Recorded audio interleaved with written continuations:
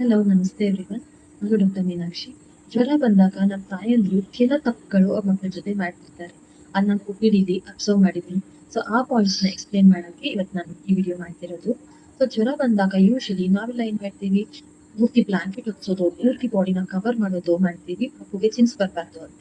ಆದ್ರೆ ಆ ಸಮಯದಲ್ಲಿ ನೀವು ಪೂರ್ತಿ ಪ್ಯಾಕ್ ಮಾಡ್ಬಿಟ್ರೆ ಟೆಂಪರೇಚರ್ ಔಟ್ಪುಟ್ ಆಗಲ್ಲ, ಸೊ ಈಗ ರೆಡ್ಯೂಸ್ ಆಗಲ್ಲ. So instead of packing everything, light cotton cloth ನ ಯೂಸ್ ಮಾಡಿ. ಸೊ ಟೆಂಪರೇಚರ್ ರೆಗ್ಯುಲೇಟ್ ಆಗಕ್ಕೆ ಹೆಲ್ಪ್ ಮಾಡುತ್ತೆ.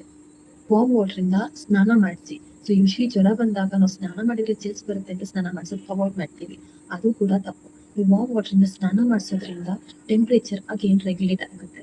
ನೆಕ್ಸ್ಟ್ ಪಾಯಿಂಟ್, ಜ್ವರ ಇದ್ರೂ ಕೂಡ ಮೋರ್ ದೆನ್ 100 ಡಿಗ್ರಿ ಜ್ವರ ಇದ್ರೂ ಕೂಡ ಏನು ತಿಂದಿಲ್ಲ ಪಾಪು, ಏನು ಕುಡ್ದಿಲ್ಲ ಅಂತ ಮೆಡಿಸನ್ ಹಾಕೋದ್ ಬಿಡ್ತೀರಾ, ಅದು ಕೂಡ ತಪ್ಪು. ಜ್ವರ ಇದ್ದಾಗ ಆಬ್ವಿಯಸ್ಲಿ ಡೈಜೆಸ್ಟಿವ್ ಪವರ್ ಲೋ ಇರುತ್ತೆ, ಸೊ ಮಕ್ಕಳು ಏನು ತಿನ್ನಲ್ಲ. ಸಮಯದಲ್ಲಿ ನೀವು ಪ್ಯಾರಾಸಿಟಮಾಲ್ ಮೆಡಿಸನ್ ಆಗಿರ್ಬೋದು, ಯಾವುದೇ ಡಾಕ್ಟರ್ ಸಜೆಸ್ಟೆಡ್ ಮೆಡಿಸಿನ್ಸ್ ಆಗಿರ್ಬೋದು, ಅವಾಯ್ಡ್ ಮಾಡೋದು ತಪ್ಪು. ಆ ಮೆಡಿಸಿನ್ ಆ ಟೈಮಿಗೆ ಹಾಕಿ ಜ್ವರ ಇಳಿದ ಮೇಲೆ ಅಂದ್ರೆ ಟೆಂಪರೇಚರ್ ರೆಡ್ಯೂಸ್ ಆದ್ಮೇಲೆ ಏನಾದ್ರೂ ಲೈಕ್ ಸೆಮಿ ಸಾಲಿಡ್ ಗಂಜಿನೋ ಜ್ಯೂಸಸ್ ಫಾರ್ಮ್ ಕೊಡ್ಬೋದು.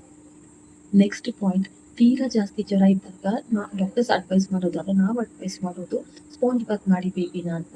ಆದ್ರೆ ಪೇರೆಂಟ್ಸ್ ಏನ್ ಮಾಡ್ತಾರೆ, ಬರೀ ಫೋರೆಡ್ ಮೇಲೆ ಹಸೆ ಬಟ್ಟೆ ಹಾಕಿ ಕೂತ್ಕೋತಾರೆ, ಅದು ಕೂಡ ತಪ್ಪು. ಸ್ಪಾಂಜ್ ಬಾತ್ ಅಂದ್ರೆ ಬರೀ ಫೋರೆಡ್ ಮೇಲೆ ಬಟ್ಟೆ ಹಾಕೋದನ್ನ, specially palms, soles, axilla part, extremities ಇದನ್ನೆಲ್ಲ ನೀವು ಹಸಿ ಬಟ್ಟೆಯಿಂದ ಒರೆಸೋದ್ರಿಂದ ಟೆಂಪರೇಚರ್ ರೆಡ್ಯೂಸ್ ಆಗುತ್ತೆ.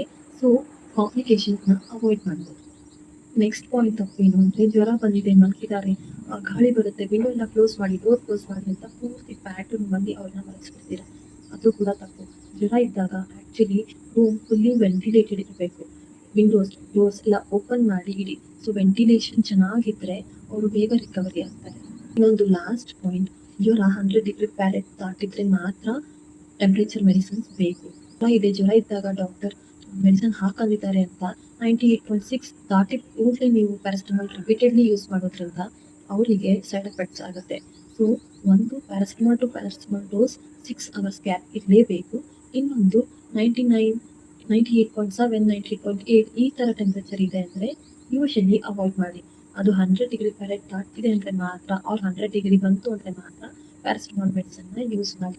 ಸೊ ಇವೆಲ್ಲ ಟಿಪ್ಸ್ ನೀವು ಫಾಲೋ ಮಾಡಿದ್ರೆ ಜ್ವರ ಬಂದಿದ್ದ ಮಕ್ಕಳು ಬೇಗನೆ ರಿಕವರಿ ಆಗ್ತಾರೆ. ಆದ್ರೆ ಇವೆಲ್ಲ ತಪ್ಪುಗಳು ಉಲ್ಟಾ ಮಾಡೋದ್ರಿಂದ ಜ್ವರ ಬೇಗ ಕಮ್ಮಿ ಆಗಲ್ಲ. ನಿಮ್ ಕೈಯಾರೆ ನೀವೇ ಜ್ವರನ ಲಾಂಗರ್ ಡ್ಯೂರೇಷನ್ ಡೇಸ್ ನ ಎಕ್ಸ್ಟೆಂಡ್ ಆಗೋ ಹಾಗೆ ಮಾಡ್ತಿದ್ದೀರಾ. ಸೊ ಇವೆಲ್ಲ ಕರೆಕ್ಟ್ ಮಾಡ್ಕೊಳ್ಳಿ, ವಿತಿನ್ 1 to 2 days ಜ್ವರ ಕಮ್ಮಿ ಆಗುತ್ತೆ. Thank you.